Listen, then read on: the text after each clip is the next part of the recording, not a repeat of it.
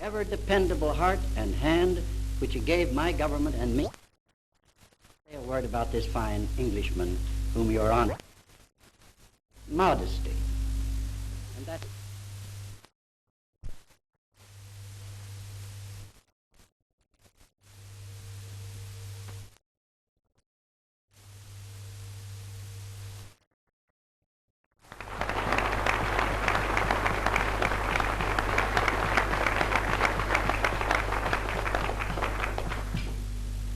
Your Royal Highness, Your Excellencies, Mr. Mayor, Mr. Chairman, Your Graces, my lords, ladies and gentlemen. I had a suspicion coming here this evening that this might easily be the high point of my public life. Particularly in view of the fact that this is my first test match that is taking place. But I did not have any idea how warmly I would be welcomed, and I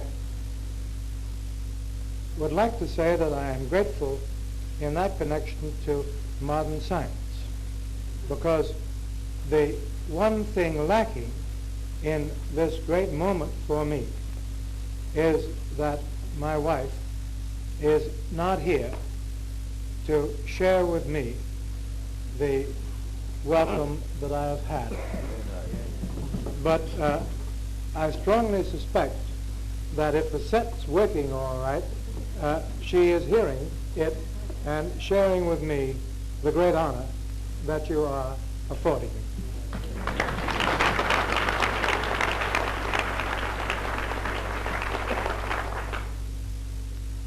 Because I am here tonight as a representative of one of the English-speaking peoples, and as Mr. Batt has suggested, although our way of doing it might not be known as the Queen's English, I would not want anybody to think that that is not out of respect and admiration for Her Majesty and her subjects.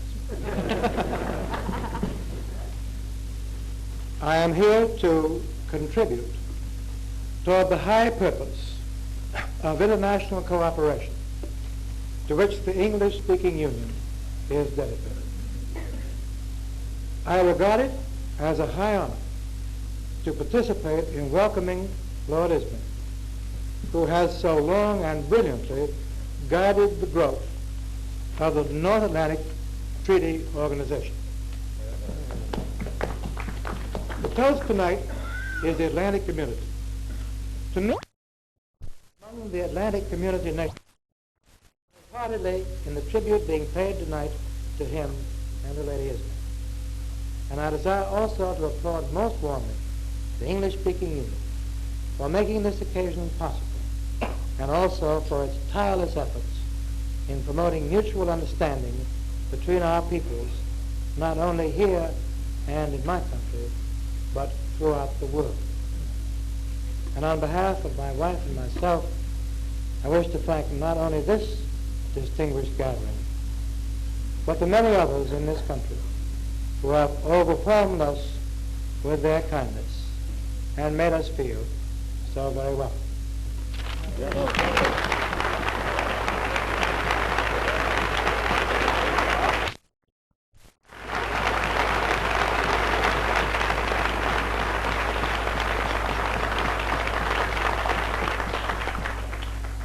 Your Royal Highness, Your Excellencies, Mr. Mayor, my lords, ladies and gentlemen, it has been said that a prophet is not without honor save in his own country. Your presence here, sir, supported by this distinguished company, makes it quite clear that that aphorism does not apply to superannuated secretary generals.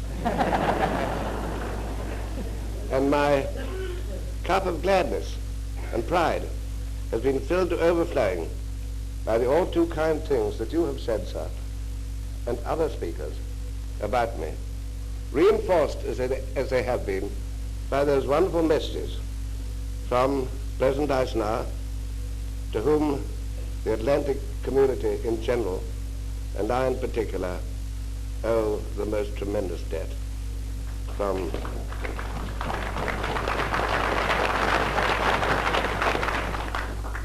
my successor, poor chap, Mr. Spark, from the Prime Minister of Canada, if I had deserved one fraction of the tributes that have been paid to me tonight, I should be quite insufferable. But you needn't worry, because I'm very conscious, and many people in this room are very conscious, that a large share for the credit of any success that I have achieved is due to my wife.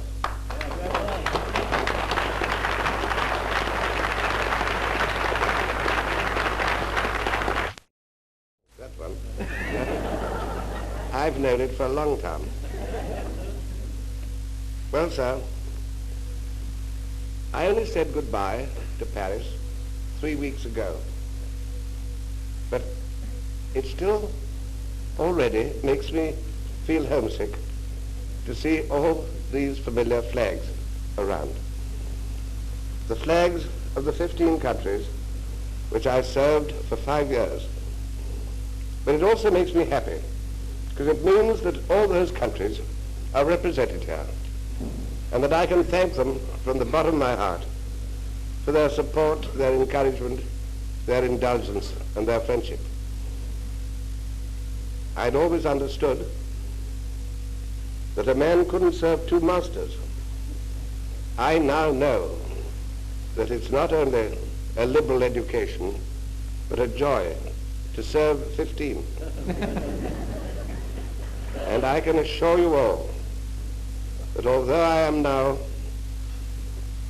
exclusively British again, officially, a part of me will always belong to those other 14 countries of the Alliance.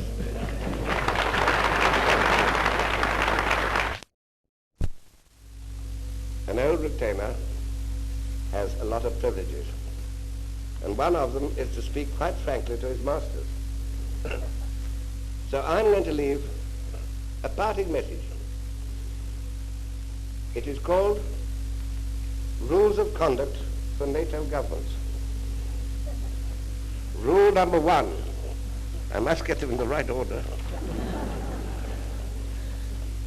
Do not forget that although the alliance was born of fear, and that first priority had to be given to military preparedness, it is not a military alliance in the old-fashioned sense of the term. If it is going to survive, it has got to be strong, not only militarily, but politically and morally.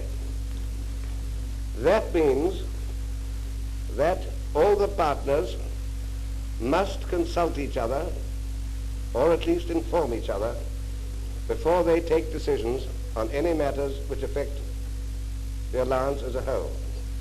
That is a solemn obligation on them. The machinery is there,